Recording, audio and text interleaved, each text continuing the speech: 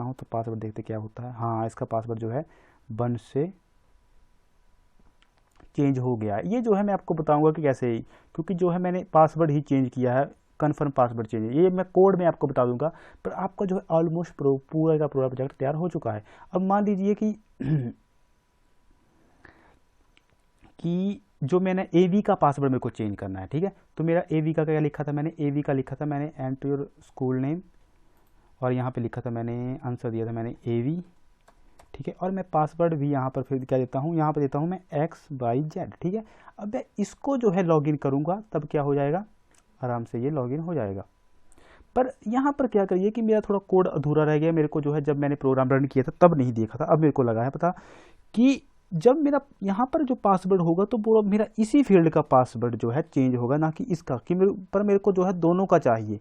तो उसको जो है मैं कोड, जब मैं आपको कोड को पूरा डिस्क्राइब करूँगा तब जो है मैं इस चीज़ को पूरा कंप्लीट कर दूंगा, ठीक है। तो आप जो है उसकी टेंशन नहीं लेनी है। तो मैं जो है रन करता हूँ, your password has been changed successfully, ठीक है। ये हो गया। अब मैं चलता हूँ अपने कोड के ऊपर, देखते हैं हुआ है चेंज कि नहीं हुआ है। तो मैंने XYZ डाला था, तो देखिए फ्रेंड्स ये हो गया है। पर ये AB की जगह भी XYZ करना है, वो हम कर लेंगे, ठीक है। जब कोड को मैं दिखाऊंगा। अब अगर ये जो मेरा नया यूज़र, अब मेरा जो है ये यूज़र नेम तो ठीक है, पर पासवर्ड मेरा चेंज हो गया। अब मैं इससे अगर लॉगिन करने की कोशिश करूं तो मैं पुराने वाले से नहीं कर सकता हूं, अब मेरे को इसी से करना पड़ेगा। जैसे मैंने यहाँ पर मैंने लिखा AV, ठीक है, AV@gmail.com, और यहाँ पर मैंने पासवर्ड AV लिख दिया मान लीजिए। तो ये जो है लॉगिन नहीं करेगा, क्यों? क्योंकि मेरा पासवर्ड चेंज हो चुका है। अब मेरे को यहाँ पर देना पड़ेगा XYZ। तो ये जो है आपका पूरा प्रोजेक्ट है। तो आई होप फ्रेंड्स आपको जो है पता लग गया होगा कैसे जो है आप प्रोजेक्ट बना सकते हैं, ठीक है। तो सबसे पहले मैं आपको क्या करूँगा, जो मेरी मेन विंडो है साइन अप के लिए, तो साइन अप जो है मैं आपको बताऊँगा बना के, ठीक है। तो साइन अप पेज जो है मेरा, मैंने जो है कोड ऑलरेडी बना के रखा है। मैं जो है इस कोड को आपको समझा दूंगा कि कहाँ कहाँ पे क्या क्या आप यूज़ करेंगे और क्या क्या यूज़ हुआ है। तो मैंने क्या किया है, क्लास और ऑब्जेक्ट का यूज़ करते हुए अपने प्रोजेक्ट को बनाया है। सिंपली जो है यहाँ तक जो है मेरी ये क्लास ही है, यहाँ तक, ठीक है, यहाँ तक। और यहाँ पर जो है मैंने इस क्लास को कॉल कर लिया है। यहाँ पर मैंने सिर्फ यहाँ पर अपनी जो मेरी A क्लास है उसका जो है ऑब्जेक्ट बनाया है, और इसका ऑब्जेक्ट बनाते ही क्या हो जाएगा, कंस्ट्रक्टर कॉल हो जाएगा। तो मैंने सारा कोड जो है अपना इस कंस्ट्रक्टर के अंदर, जो कि ये जो मेरा फंक्शन है इनिट, ये जो है इसके अंदर जो है लिखा हुआ है। और यहाँ से ही जो मैंने फंक्शन कॉल किए हुए हैं वो जो है इसके बाहर लिखे हुए हैं, ये जो लिखे हुए हैं। पर जो है ये कब कॉल होते हैं, जब मेरा यहाँ पर किसी के भी ऊपर जो है कमांड, जैसे मेरा कोड यहाँ पर पहुँच रहा है तो कमांड जब जैसे ही वो इस लाइन को पढ़ रहा है मेरा इंटरप्रेटर जो पाइथन के अंदर होता है, तो वो है इससे सीधा मूव करके कहाँ जाता है, उस फंक्शन के ऊपर यहाँ पर आ जाता है जहाँ पर मेरा फंक्शन बना हुआ है, ठीक है फ्रेंड्स। तो मैं आपको ये सारा कुछ बता दूंगा। सबसे पहले आप देखिए आउटपुट विंडो में आपको क्या चाहिए। सबसे पहले मुझे इस विंडो में एक फ्रेम चाहिए जो कि ये है, ठीक है, ये जो आपको दिख रही है पूरी की पूरी। तो इस फ्रेम को बनाने के लिए सबसे पहले आपको क्या करना पड़ेगा, मैं जो है इसको ऐसे ही रख देता हूँ, ठीक है, ऐसे, ठीक है। तो अब क्या करेंगे, इस फ्रेम को बनाने के लिए आपको क्या चाहिए, हम चाहे सबसे पहले आपको क्या करना पड़ेगा, फ्रेम को बनाने के लिए ये जो है आपको बाकी जो मैं लाइन बताऊंगा आपको उसके ऊपर कॉन्सेंट्रेट करना है। बाकी जो कोड है वो जब इसका काम होगा तब मैं इसके ऊपर आऊँगा, ठीक है। तो आपको अगर फ्रेम बनानी है तो फ्रेम बनाने के लिए सबसे पहले आपको इस मॉड्यूल को टीके इंटर मॉड्यूल को जो है इंपोर्ट करना पड़ता है। तो फ्रॉम टीके इंटर इंपोर्ट स्टार, तो इसमें जो है क्या, टीके इंटर के अंदर जो कुछ भी है जो वो मैंने यहाँ पर इंपोर्ट कर लिया है। तो टीके इंटर जो है हमको एक फंक्शन देता है जिससे क्या कर सकता है, हम फ्रेम एक विंडो बना सकते हैं, ठीक है। तो इसको बनाने के बाद मैं लिखता हूँ यहाँ पर क्लास, ठीक है। फिर मैंने क्लास दी, अपनी क्लास जो है स्टार्ट कर दी यहाँ पर।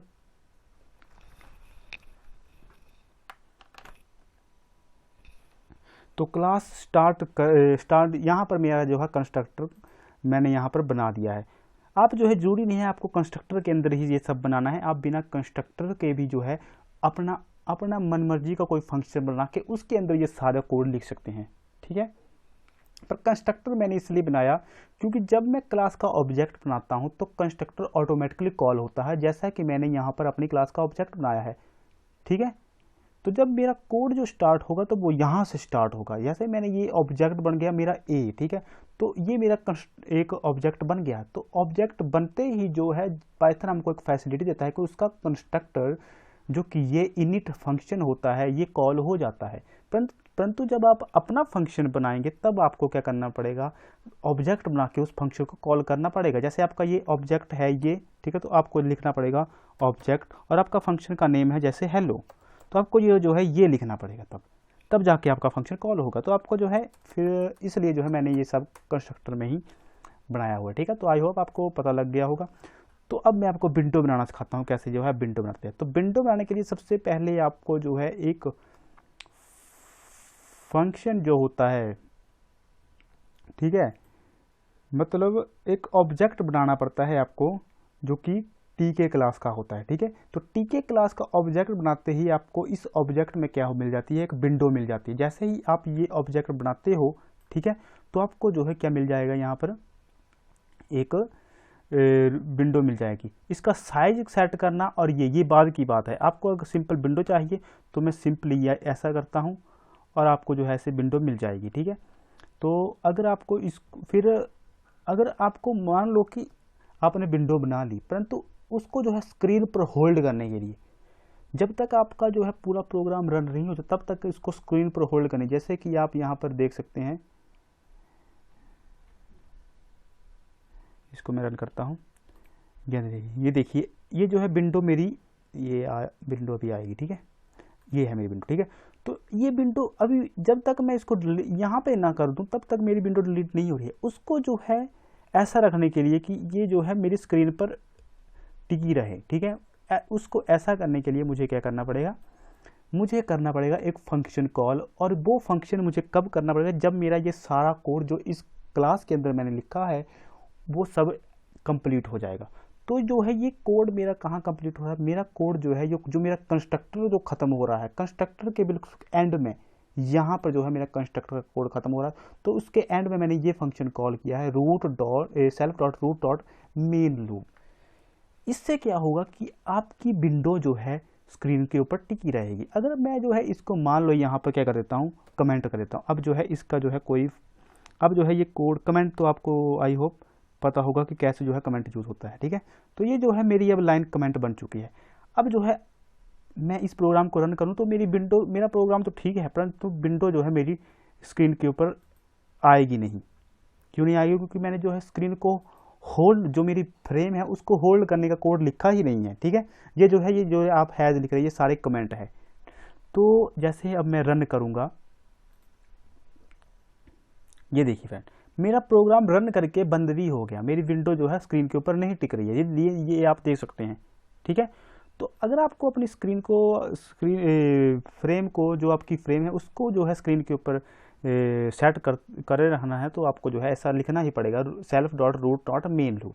ये सेल्फ क्या है ये मैं भी आपको बताऊंगा कि सेल्फ मैंने यहाँ पर क्यों यूज़ किया हो। ठीक है, .root.main लूप, ये तो आपको पता ही है कि ये जो मेरा ऑब्जेक्ट है रूट, और मेन लूप जो है एक फंक्शन मैं कॉल कर रहा हूँ जो कि स्क्रीन को जो है, जो मेरी फ्रेम को जो है स्क्रीन के ऊपर होल्ड करके रखता है। तो इसको अब मैं रन करूँगा तो आराम से ये रन हो जाएगा। ये देखिए फ्रेंड्स, ठीक है, तो आई होप फ्रेंड्स आपको ये इसका बात का पता लगा हुआ। ठीक है, तो इस कोड से अब फिर चलते हैं फिर से ऊपर के कोड को।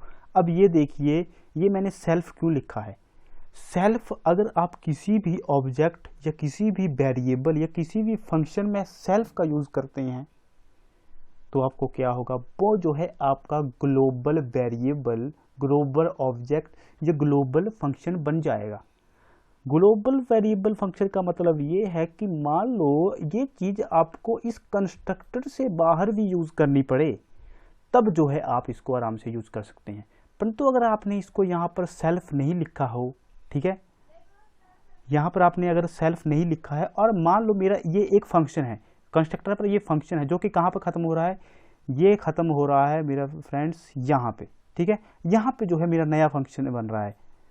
तो इस फंक्शन में मैं अपनी रूट विंडो को यूज नहीं कर सकता। अगर मैं वहां पर सेल्फ, देखिए फ्रेंड्स यहाँ पे मैं तभी यूज़ कर सकता हूँ अपनी रूट विंडो को, जो मेरी फ्रेम है अपनी ऑब्जेक्ट को, जब मैं उसके साथ सेल्फ लगाऊंगा। तो आपको जहाँ भी उस ऑब्जेक्ट को यूज़ करना है, आपको सेल्फ डॉट उस ऑब्जेक्ट